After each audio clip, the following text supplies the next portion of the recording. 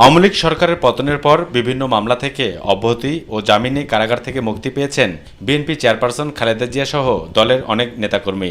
এরই মধ্যে দেশের বিভিন্ন জেলায় বেশ কয়েকটি মামলায় অভিযোগ প্রমাণিত না হওয়ায় খালাস পেয়েছেন দলের ভারপ্রাপ্ত চেয়ারম্যান তারেক রহমান। আর তাই তার দেশে ফেরা না ফেরার বিষয়টি এখন রাজনীতির মাঠে বেশ আলোচনায়। দলের ভারপ্রাপ্ত চেয়ারম্যান তারেক রহমান কবে নাগাদ দেশে ফিরবেন এমন প্রশ্নের জবাবে বিএনপির জ্যেষ্ঠ যুগ্ম মহাসচিব অ্যাডভোকেট রুহুল কবির রিজভী বলেন, সবাই প্রত্যাশা করছে দ্রুত তারেক রহমান ফিরবে। এখন দেশনায়ক তারেক রহমানের দেশে ফিরে আসা, এটাই হচ্ছে আমাদের অন্যতম প্রধান দাবি। দ্রুত সময়ের মধ্যে তার ফিরে আসার জন্য সরকার উদ্যোগ গ্রহণ করবে। অন্যদিকে বিএনপির আইন বিষয়ক সম্পাদক ব্যারিস্টার কায়সার কামাল বলেছেন, বিএনপির ভারপ্রাপ্ত চেয়ারম্যান তারেক রহমান আইন ও আদালতের প্রতি শ্রদ্ধাশীল, তাই তার সব মামলা আইনিভাবে মোকাবেলা করা হবে। তিনি যথাসময়ে দেশে ফিরবেন।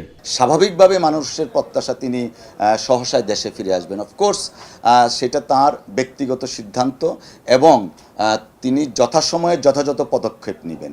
আর আইনি বিষয় যেটা আমরা সেটা বলে আসছি সবসময়, আইন আদালত সংবিধানের প্রতি জনাব তারেক রহমান সাহেব সর্বোচ্চ শ্রদ্ধাশীল। তিনি জানেন তার বিরুদ্ধে যে মামলাগুলো হয়েছে প্রত্যেকটা মামলায় রাজনৈতিক উদ্দেশ্য প্রণোদিত, মিথ্যা, বানোয়াট এবং ভিত্তিহীনভাবে রায় দেওয়া হয়েছে। 2007 সালে তত্ত্বাবধায়ক সরকারের আমলে 17টি এবং পরবর্তী সময়ে আওয়ামী লীগ ক্ষমতায় আসার পর থেকে বিএনপির ভারপ্রাপ্ত চেয়ারম্যান তারেক রহমানের বিরুদ্ধে সব মিলিয়ে অর্ধশতাধিক মামলা হয়। একাধিক মামলায় তার সাজাও হয়েছে।